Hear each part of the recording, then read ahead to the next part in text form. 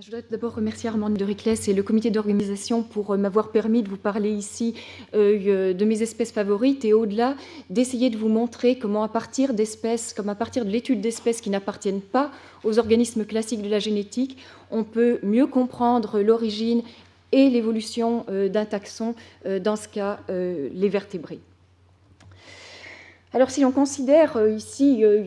sur un arbre phylogénétique des bilatériens, la position des organismes génétiques modèles de la drosophile, à première vue, il semble que les vertébrés soient relativement bien dotés à l'intérieur de ce taxon, avec 4 espèces modèles. En réalité, il s'agit d'une vue erronée. Si l'on regarde un petit peu plus près la phylogénie des vertébrés, en effet, tous ces organismes modèles, souris, poulets, xénopes et poissons-zèbres, appartiennent au seul groupe des ostéictiens, alors que les vertébrés contiennent 3 grands groupes, les cyclostomes ou agnates, groupe frère des gnatostomes ou vertébrés à mâchoire, ces derniers comprenant eux-mêmes 2 grands groupes, les poissons osseux et leurs descendants, dont nous faisons partie, et les poissons cartilagineux. Alors, les cyclostomes et les chondrichtiens, même s'ils ont été complètement ignorés par la génétique du développement, ou largement ignorés jusqu'à présent par la génétique du développement, présentent néanmoins des positions phylogénétiques clés pour éclairer les mécanismes moléculaires de l'univocité des vertébrés et de leurs innovations, qui constituent des caractéristiques qui sont aujourd'hui bien décrites, et d'autre part leur diversification, et cela notamment au niveau de la transition entre agnates et gnatostomes. Alors, ce que je voudrais faire au cours de cet exposé, c'est vous présenter un peu ce qu'apportent de nouveaux organismes modèles qui émergent dans le groupe des cyclostomes et dans le groupe des chondrichtiens, en vous décrivant d'abord brièvement les outils nouveaux dont on dispose actuellement chez ces groupes d'espèces, en essayant de vous montrer ce que leur étude apporte à notre compréhension de la dynamique de l'évolution des génomes, puis ensuite en vous montrant que leur étude contribue aussi à une nouvelle approche des relations génotypes entre génotype et phénotype, alors cette fois-ci non pas chez une espèce donnée, mais entre les espèces elles-mêmes. Et je terminerai avec des résultats récents issus de notre laboratoire qui montrent que l'étude des chondrichtiens en fait, amène à revisiter des idées anciennes sur le mode très général d'évolution des vertébrés. Alors tout d'abord, en ce qui concerne les outils dont on dispose actuellement chez les cyclostomes et les chondrichtiens, ces groupes d'espèces sont entrés dans l'ère moléculaire en fait très récemment, il y a à peine une dizaine d'années, et cela à partir essentiellement de 3 modèles principaux. Chez les cyclostomes, une lamproie, la lamproie Petromyzon marinus, dont on dispose actuellement d'une couverture tout à fait correcte, 6 fois du génome, de bases de données de ST, chez lesquels également les problèmes de disponibilité d'embryons ont été largement résolus, et chez lesquels de plus des approches moléculaires sont possibles au cours de l'embryogenèse, à savoir des descriptions de profils d'expression génique au cours de l'embryogenèse par hybridation in situ, et également des approches fonctionnelles qui en fait sont très proches de celles qu'on utilise actuellement chez les amphibiens. Alors, chez les chondrichtiens, actuellement, 2 modèles émergent, 2 modèles extrêmement différents.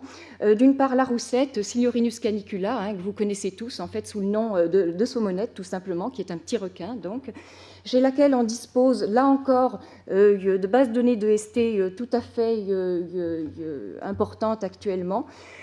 La possibilité, là encore, d'obtenir des embryons et d'effectuer sur ces embryons non seulement des descriptions moléculaires, mais également des approches fonctionnelles, notamment par traitement pharmacologique. J'en montrerai un exemple à la fin de l'exposé. Alors, en revanche, on ne dispose pas de génome chez cette espèce, qui présente un génome long, de l'ordre de la taille du génome humain, mais on dispose du génome d'une autre espèce de poisson cartilagineux, une chimère, Calorhynchus millii, avec une couverture d'un facteur 4 chez une espèce qui est très peu accessible à l'expérimentation, mais qui, parmi les chondrichtiens, présente un génome relativement long, mais néanmoins compact, au moins dans le groupe. Alors,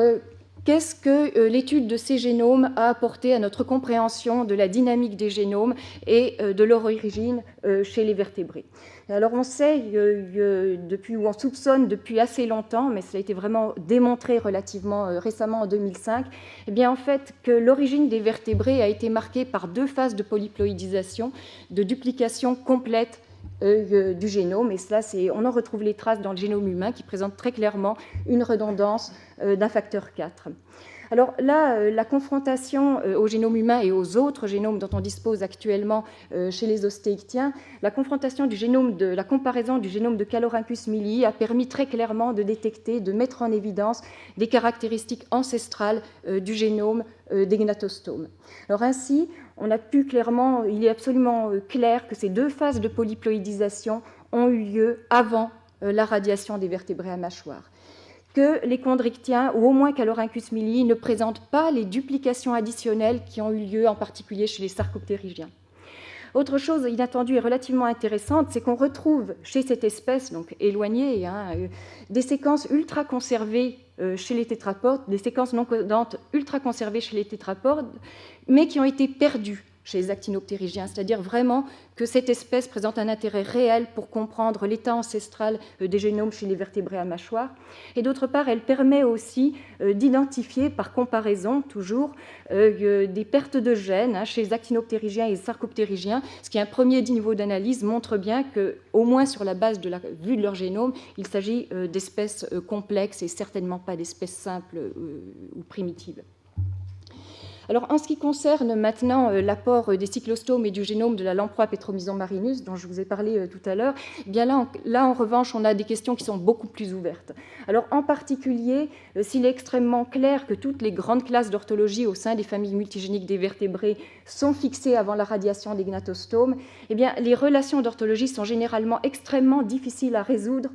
à la fois à l'intérieur des cyclostomes et d'autre part entre cyclostomes et gnatostomes. Ce qui veut dire en termes simples que la chronologie précise vis-à-vis de la séparation entre cyclostome et gnatostome des deux phases de polyploïdisation observées chez les vertébrés reste aujourd'hui incertaine. Alors une autre grande question ouverte, évidemment, c'est le lien de ces polyploïdisations, c'est-à-dire de ces complexifications du génome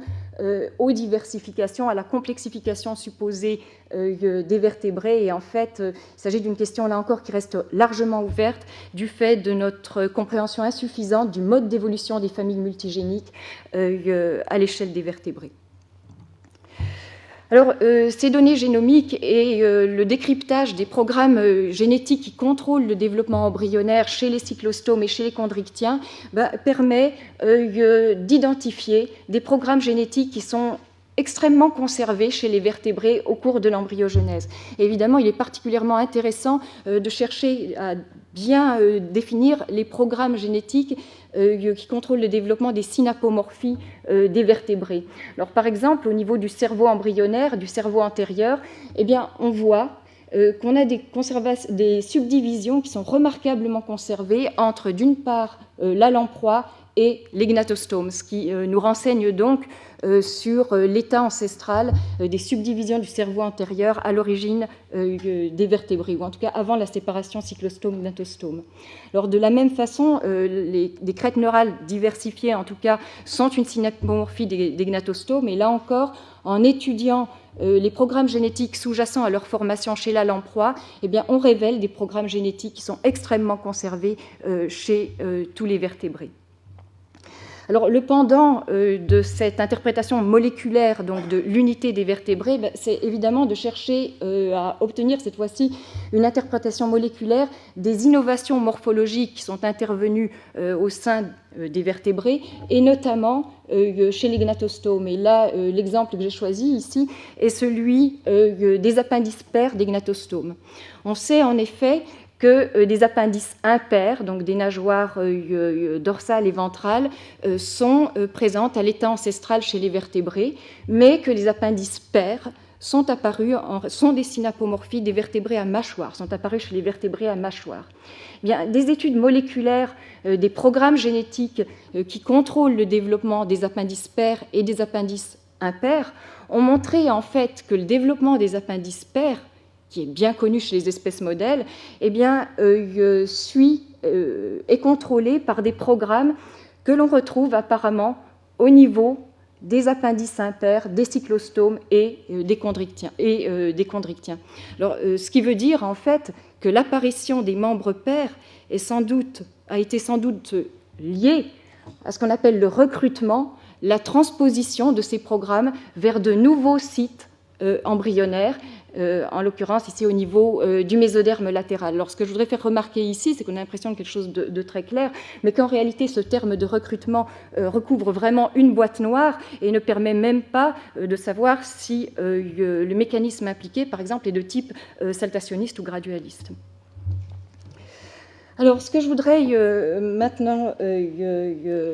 évoquer, eh bien, c'est essayer de vous montrer, à travers un exemple qui est issu des travaux de notre laboratoire, que des études conduites chez des organismes qui ne sont absolument pas les organismes classiques de la génétique chez les vertébrés, eh bien, peuvent contribuer d'abord à mieux comprendre le mode d'évolution générale des vertébrés en revisitant en fait des idées anciennes, et puis sans doute aussi, et de façon peut-être un peu plus provocante, à contribuer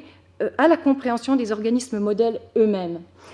Et ce dont je voudrais vous parler ici, eh bien, c'est de la contribution d'études conduites chez Laroussette à notre vue du mode d'évolution des vertébrés, qui est souvent décrit sous l'image du modèle du sablier. Alors, qu'est-ce que sous-tend ce modèle du sablier ? Eh bien, ce que postule ce modèle, eh bien, en fait, c'est que, chez les vertébrés au moins, eh bien, le mode d'évolution du développement embryonnaire, de façon très générale, peut être assimilé à un sablier avec, à la base, une extrême divergence des mécanismes de développement précoce, et de même, dans les étapes tardives du développement, une extrême divergence des mécanismes.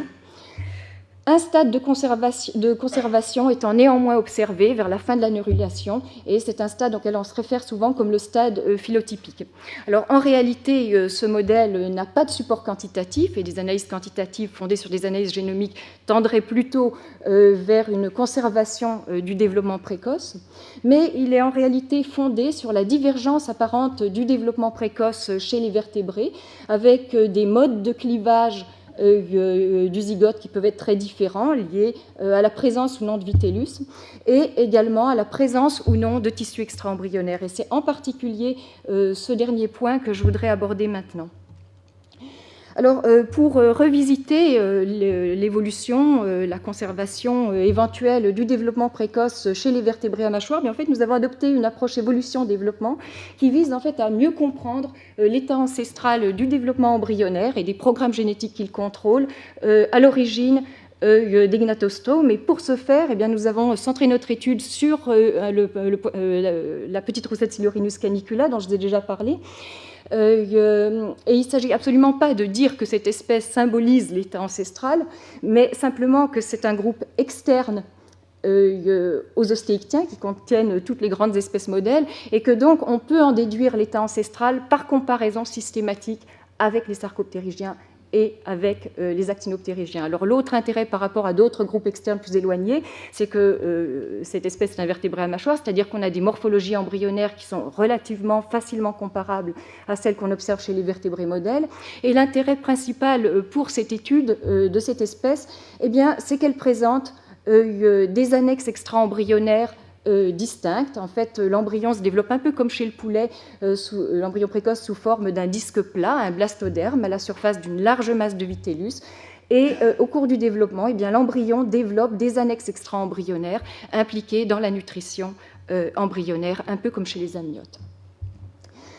Alors, pour étudier le développement des tissus extra-embryonnaires chez cette espèce, bien, en fait, nous avons pris comme référence la souris, qui est une espèce chez laquelle le développement précoce avant la gastrulation est remarquablement connu et bien documenté. Et d'autre part, nous avons plus particulièrement centré l'étude sur l'endoderme, dans la mesure où c'est un tissu nutritif qui comprend des composants embryonnaires qui contribuent au tube digestif, mais aussi des composants extra-embryonnaires bien distincts. Et tout l'intérêt de cette référence, c'est qu'on connaît très bien chez la souris les mécanismes génétiques qui contrôlent la spécification, la formation de ces dérivés endodermiques extra-embryonnaires. Alors, il suffit de retenir un message assez général. En fait, tous ces dérivés endodermiques extra-embryonnaires dérivent d'un tissu qu'on appelle l'endoderme primitif, au stade blastocyste, donc très précoce chez la souris, qui est représenté ici en bleu clair. Et au cours du développement précoce de la souris, eh bien, on sait que ce tissu, initialement homogène d'un point de vue moléculaire, va en fait se subdiviser en différents compartiments spécialisés. L'un, l'endoderme viscéral dit embryonnaire, ici en bleu, et l'autre, l'endoderme viscéral dit distal ou antérieur, parce qu'il se déplace vers la future partie de l'embryon, la partie antérieure de l'embryon au cours de la gastrulation. Et chacun de ces compartiments est en fait caractérisé par une combinaison de marqueurs moléculaires qui lui sont spécifiques. Alors, de façon très inattendue, eh bien, chez la roussette, donc je vais vous le montrer rapidement, mais il suffit de garder le message général, eh bien, cette séquence d'événements de spécification, eh bien, on la retrouve chez ce poisson cartilagineux, ce qui est totalement inattendu, puisqu'elle n'est pas décrite ni chez le poisson zèbre, ni chez un amphibien, le xénope. Alors, c'est ce qu'on voit ici. Vous voyez ici des marqueurs d'endoderme primitif ou d'endoderme viscéral extra-embryonnaire qui sont exprimés dans une population cellulaire bien particulière de l'embryon de roussette, qui se présente à ces stades comme un disque plat. Et en fait, cette population cellulaire, il s'agit du blastomère profond et de syncytium vitellin. Et il n'y a aucun doute que ce tissu endodermique qui va rester extra-embryonnaire est bien distinct de l'endoderme définitif, lui embryonnaire, qui va contribuer au tube digestif de l'embryon proprement dit. Et on retrouve à des stades un petit peu plus tardifs, eh bien d'abord une première spécification ici qui, sur la base des marqueurs moléculaires à la marge postérieure du blastoderme, rappelle tout à fait la spécification de ce composant ici, endoderme viscéral dit embryonnaire en bleu foncé, et qui présente également un déplacement caractéristique vers la future partie antérieure de l'embryon. Et à un stade encore un petit peu plus tardif, eh bien, on détecte une nouvelle subdivision chez la roussette avec un marqueur moléculaire ici qui est connu chez la souris pour être un marqueur moléculaire d'une subdivision représentée ici en rouge et correspondant à l'endoderme viscéral distal. Alors non seulement la description moléculaire est très proche, apparaît au moins similaire donc, entre un amniote et un poisson cartilagineux, ce qui est quelque chose de totalement inattendu, mais là encore, les mécanismes eux-mêmes semblent conservés. On connaît en fait en partie chez la souris les mécanismes moléculaires qui sont impliqués dans la subdivision des composants endodermiques chez la souris, et on sait en particulier qu'ils impliquent une voie de signalisation qui s'appelle la voie nodale activine. Eh bien, si on traite des embryons précoces de roussette avec des antagonistes de cette voie de signalisation, on voit qu'on n'a pas de spécification des territoires qui présentent des similitudes avec certains composants de l'endoderme de souris. Et les similitudes ne s'arrêtent pas là. On a aussi des expansions d'autres marqueurs génétiques qui rappellent tout à fait les phénotypes mutants qu'on observe chez la souris. Donc, ce qui veut dire qu'on a donc apparemment une grande similitude d'un certain nombre de mécanismes de spécification de composants extra-embryonnaires entre la souris et un poisson cartilagineux. Et c'est ce qui est représenté ici. Vous voyez l'état initial de dérivés endodermiques extra-embryonnaires chez la souris et chez la roussette, avec l'induction ici de différents compartiments en bleu plus foncé et ici en rouge, avec une même dynamique d'expression génique qui semble contrôlée par des mécanismes apparentés, mais une différence tout de même notable, à savoir qu'on a une radialisation de ces composants extra-embryonnaires ici chez la souris, alors qu'on a une polarité ici, le long d'un axe, chez la roussette, de ces différents événements de spécification. Alors, ces tissus extra-embryonnaires sont apparemment apparus de façon totalement indépendante chez les chondrichtiens et chez les amniotes. Donc, l'interprétation à un premier niveau la plus simple, c'est qu'il s'agit de convergence. Alors là encore, un examen un peu plus attentif et des comparaisons cette fois-ci avec les amphibiens et les sarcoptérygiens, en fait, donnent des idées quant aux bases moléculaires de cette convergence. En effet, vous voyez ici que la spécification des tissus extra-embryonnaires dont j'ai parlé chez la roussette, en fait, semble intimement liée à l'acquisition d'une polarité d'un pôle antérieur du blastoderme vers un pôle postérieur du blastoderme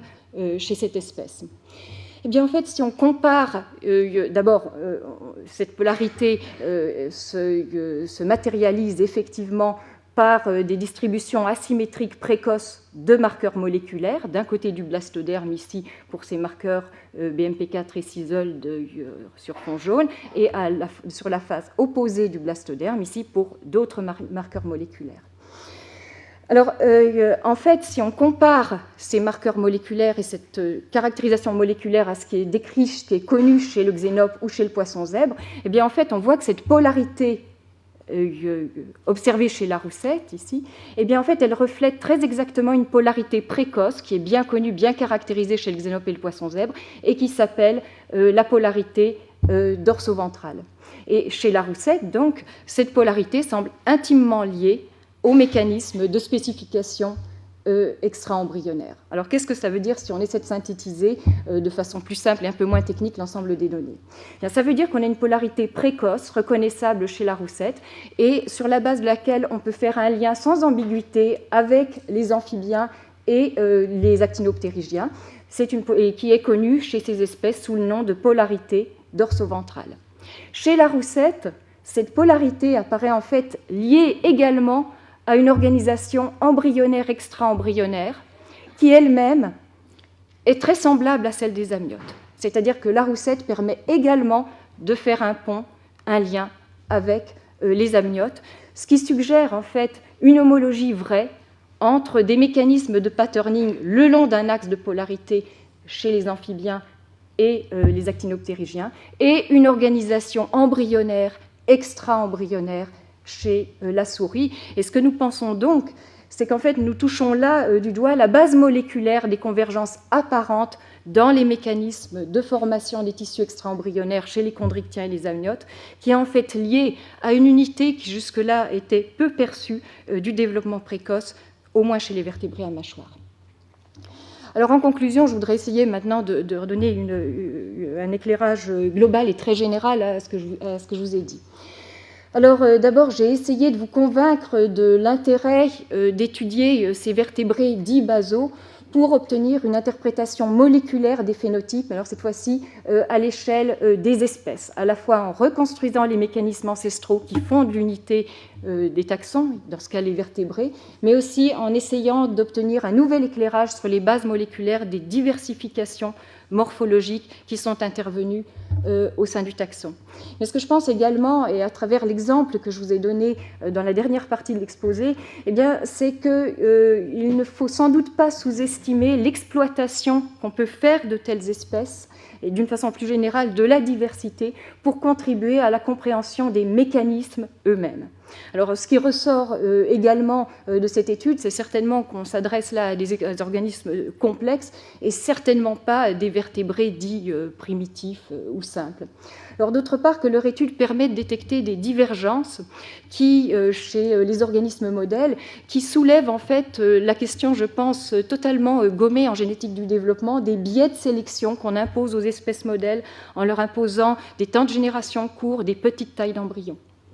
Et puis, d'autre part, je voudrais souligner là encore que ces espèces, je pense, ont un réel potentiel, et d'une façon générale, les espèces qui ne correspondent pas aux organismes modèles classiques, dans la mesure où on peut tout à fait appliquer chez ces espèces des approches génomiques et transcriptomiques, et de plus en plus également des approches fonctionnelles. Voilà, je ne voudrais pas finir sans remercier les collaborateurs au sein de mon équipe, à la station biologique de Roscoff ou au Génoscope qui ont contribué à la toute dernière partie du travail que je vous ai présenté concernant le développement des tissus extra-embryonnaires chez la roussette. Je vous remercie.